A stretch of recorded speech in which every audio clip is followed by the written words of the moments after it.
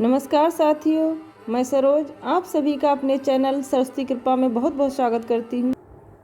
देखिए, हमारा टॉपिक चल रहा था कारक विभक्ति। कारक विभक्ति में विभक्तियां चल रही थी हमारी। कारक को पढ़ने के बाद विभक्तियां चल रही थी और इसके बाद विभक्ति में हमने प्रथमा विभक्ति पढ़ ली थी, द्वितीय विभक्ति चल रही थी। द्वितीय विभक्ति का हमने पहला सूत्र पढ़ लिया था कर्मण द्वितीया, कि कर्म में द्वितीय विभक्ति होती है। कर्म में किस विभक्ति का प्रयोग होता है? द्वितीय का प्रयोग होता है। तो उसके लिए पहला सूत्र था हमारा कर्मण द्वितीया, कि कर्म में द्वितीय होती है। इसके बाद अगला सूत्र हमारा आ रहा है कि द्वितीय कहाँ कहाँ। हमने बताया द्वितीय का विस्तार बहुत अधिक है, उसमें बहुत सारे सूत्रों का प्रयोग किया है। तो अभी तक हमने मात्र एक सूत्र पढ़ा है कर्मण द्वितीय, कि कर्म में द्वितीय होती है। इसके बाद अगला सूत्र हमारा आ रहा है तथा युक्तम च अनीप्सितम। तथा युक्तम च अनीप्सितम। तथा युक्तम च अनीप्सितम क्या करता है? ये हमारा संज्ञा विधायक सूत्र है। द्वितीय विभक्ति में कर्म आदि कारकों में द्वितीय विभक्ति का प्रयोग होता है। इसके बाद हम कर्म कारक में द्वितीय विभक्ति का ही प्रयोग पढ़ रहे हैं। तो इसके लिए अगला सूत्र आता है तथा युक्तम च अनीप्सितम। ये कर्म संज्ञा करता है, कर्म संज्ञा का विधान करता है। तथा युक्तम च अनीप्सितम, जब कर्म संज्ञा हो जाती है तो कर्म में हमेशा द्वितीय का प्रयोग होता है। तो उसके लिए हम देखते हैं सूत्र। हमारा टॉपिक चल रहा था कारक विभक्ति। विभक्ति में भी हम द्वितीय विभक्ति पढ़ रहे थे। द्वितीय विभक्ति का एक सूत्र पढ़ चुके हैं। अगला सूत्र है हमारा तथा युक्तम।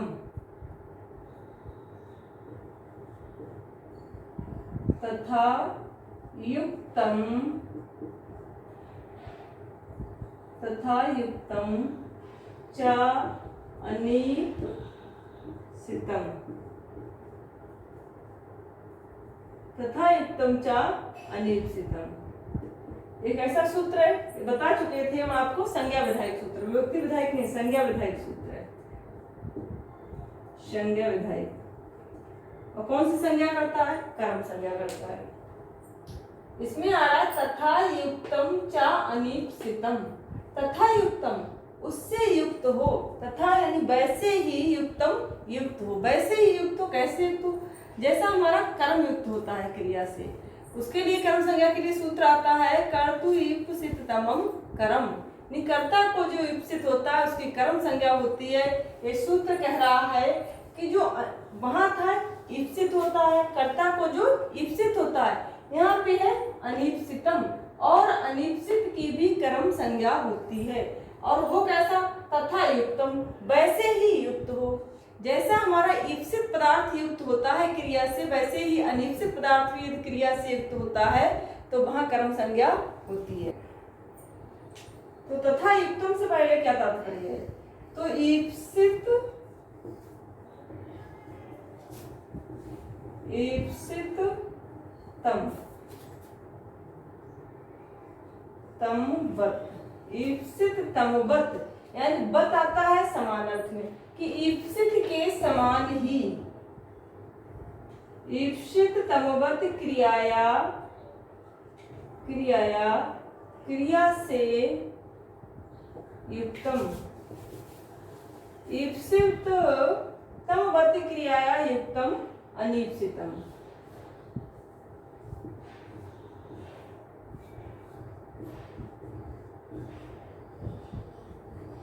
अनीप्सितम अपि कर्म संज्ञक।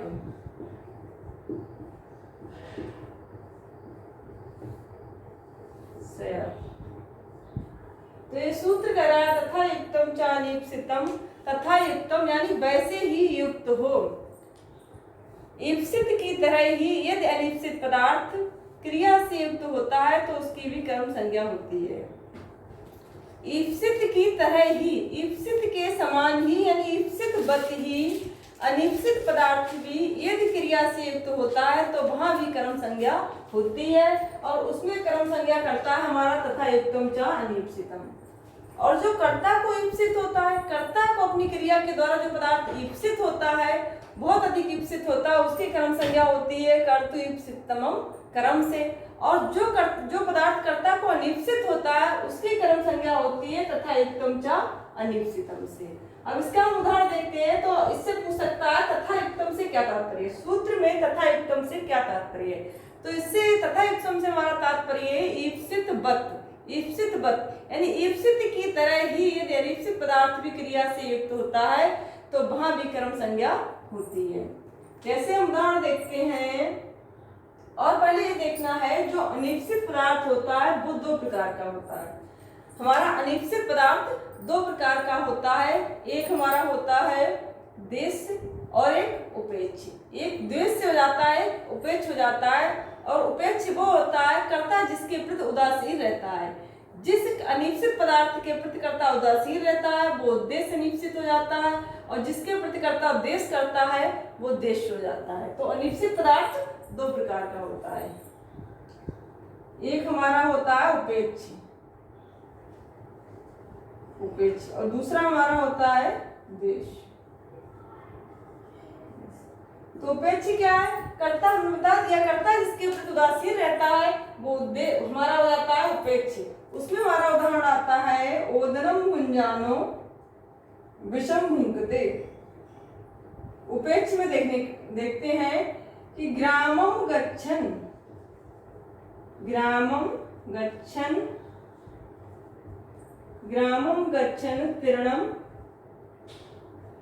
तीर्णम इश स्पर्शति।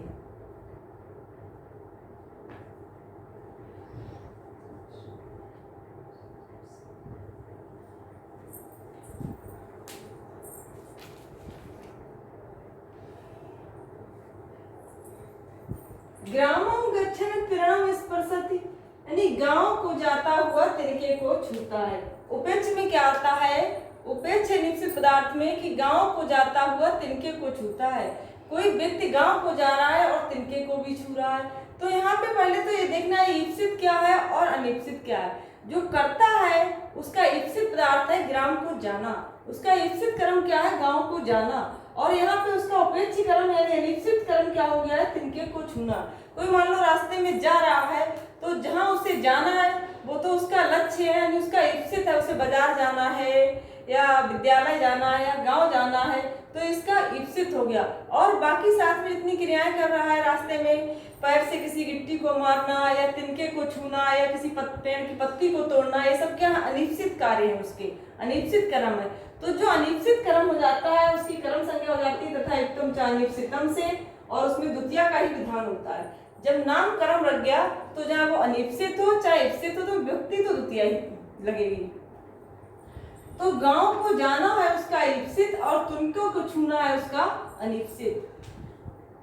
ग्रामम गच्छन, और क्या कहा था कि वो ईप्सित की तरह ही क्रिया से युक्त हो, तो तिनके तीर्णम स्पर्शत तिनके को छूता है और गांव को जाते हुए। तो जैसे ग्राम को जाना उसका क्रिया से युक्त है, ऐसे तिनके को छूना भी उसका क्रिया से युक्त है।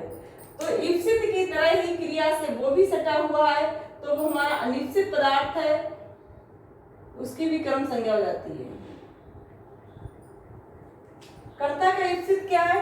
गांव को जाना, तो ये उसका ईप्सित हो गया है गांव को जाना, इसकी कर्म संज्ञा हो जाएगी कर्तु ईप्सितमम कर्म से।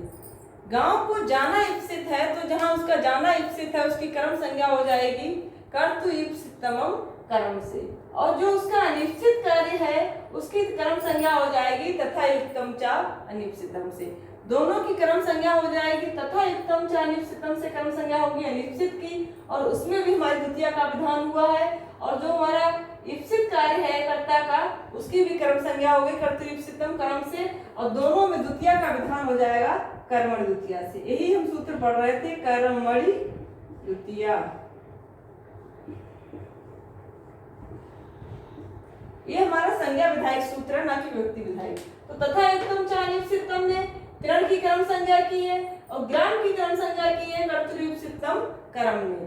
तो यहाँ पे भी कर्म संज्ञा हुई है और यहाँ भी कर्म संज्ञा हुई है, दोनों में द्वितीया का विधान हो गया कर्मणि द्वितीया से। आपने देख लिया था कि अनिश्चित कर्म की कर्म संज्ञा करता है तथा युक्तम च अनिश्चितम, और जो हमारा ईप्सित कर्म होता है कर्ता का उसकी कर्म संज्ञा करता है कर्तु ईप्सितम कर्म, और दोनों में द्वितीया का विधान होता है। तो यहाँ पे अनिश्चित पदार्थ भी दो प्रकार के थे, उपेक्ष और देश।